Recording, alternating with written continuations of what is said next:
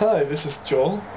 Tonight I will be doing my blog as a video podcast, once again, not because I don't like to write, but because my hands are actually really sore, and it just hurts to write right now, so I figured it'd be better to share my opinions and beliefs through video form. There's two things I'm going to talk about. The first is steroids and the controversies that are involved in our present political situation, and also abortion, and like my perspectives and how they've changed and where I'm kind of thinking about things and what you guys think. So first off, steroids. Lately there's been a huge debate about steroids in professional baseball, the NFL, and not quite as much the NBA. But major superstars such as Barry Bonds, Roger Clemens, Andy Pettitte, Sean Springs, a couple of other Major League Football players have been caught or accused of using steroids. It's actually ruined the careers, ruined the reputations of Barry Bonds, and Roger Clemens has had some severe issues over it. And my question is first, is it such a bad thing to use steroids in professional sports? Professional sportsmen are entertainers. They're meant to entertain us. And me personally, I'm much more entertained when there's a 300-pound man who's ridiculously giant playing sports. It's like professional bodybuilding. Would professional bodybuilding be nearly as entertaining if those guys didn't have biceps that were as big around as like my waist? No. Like, I mean, it just makes it more entertaining. But however, I can also understand the other side of the issue, that these people are role models, supposedly, although they also kill a lot of people and do a lot of other much more horrible things and use steroids. But these people are supposed to be role models, and steroids are bad for people, and we don't want our youth of our nation to use steroids. So I can understand that side of the argument, but I think it should just be fair, like either all in or all out. It's currently the way these Major League sports have set up their steroids policies is there's just random testing, like here and there during certain times, like there's collective bargaining agreements. I think that they should just be tested anytime, anywhere that anybody feels like testing them. Like, I think they should be able to submit to test maybe once a week. You'll never have to worry about it. You'll never have issues with it. Like, if they're caught, then they're banned for life. Like, maybe they could do something like that. Now, onto a bigger issue that I think is at stake here, is recently there has been congressional hearings into whether steroid use is, whether certain people have been using steroids or not. Like, it's been on the television each night for probably 2 weeks, like on different channels. Like, obviously it's been on ESPN and been a big story there. But it's also been a leading story on CNN, NBC. Like, are you kidding me? These are news stations. Like, why are they talking about who's using steroids and who's not? And, like, just these few guys who are. It's not a major political issue.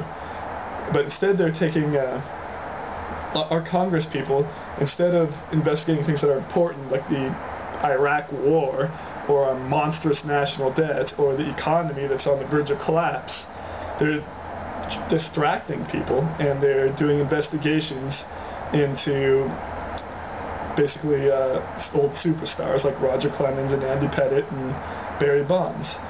And why do I think that these people are doing this? Why is our Senate and our Congress people going and spending all this time and distracting themselves and distracting the populace from these big major issues and going over on these smaller topics?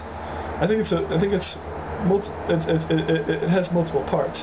First, these Congress people, they're looking to get reelected, and to get reelected you need name recognition.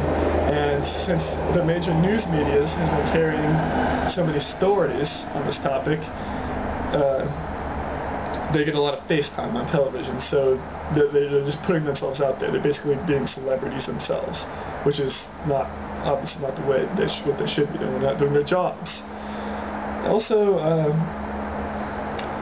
I think it has something to do with our two-party system. They basically just want to keep people out of their hair and out of the more important issues, like campaign finance, like the way that our healthcare system is set up.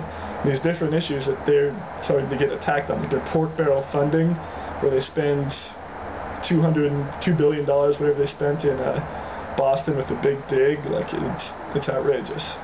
Anyways, I'm going to talk about abortion now, because steroids just pisses me off, and I don't think it's an important issue, and I think that we've been wasting our time on it as a society.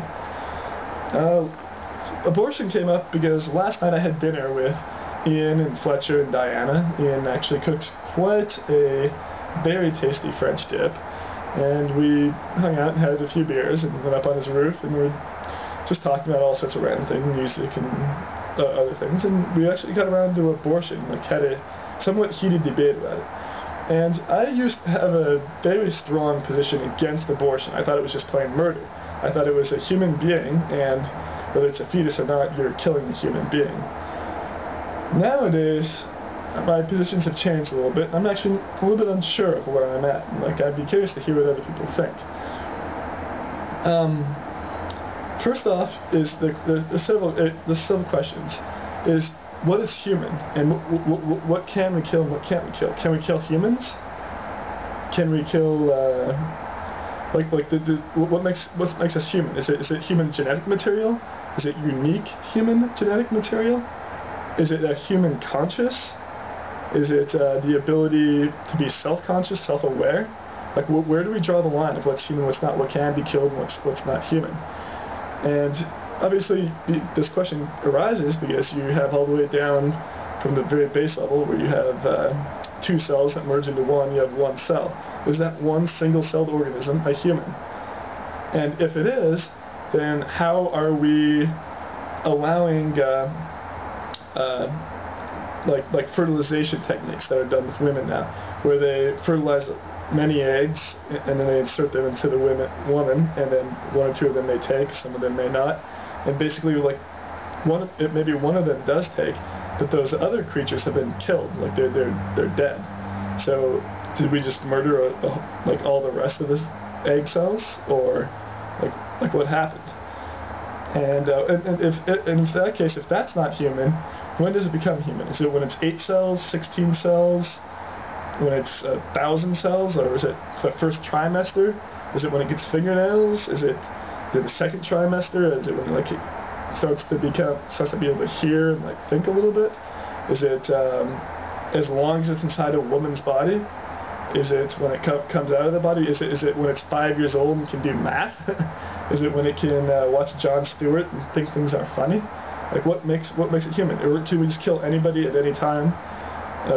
How do we decide this? Fletcher had an interesting point that it's society's contract. It's our society contract, and anybody who's included in society's contract gets the immunity from death, like whether you be young, old, baby, or not. And he was making the argument that fetuses aren't human because they're not in society's contract yet. And I'm not so sure about that, and I would like to hear what other people think. And also, what happens to the people that we exclude from society's contracts? Maybe the very elderly and sick. Maybe the mentally disabled people. Maybe you have to have an IQ of 50. Like, I don't know. Like, what do you think? Like, maybe if you're homeless and you don't contribute to society. I don't know. Like, what is the other people's opinions? Please, you can write your comments just like normal. I'll respond to them and try not to injure my wrists anymore. But thank you for watching my blog, and I kind of feel this is boring, but I'll try and make them more entertaining as I get better at this. Good night.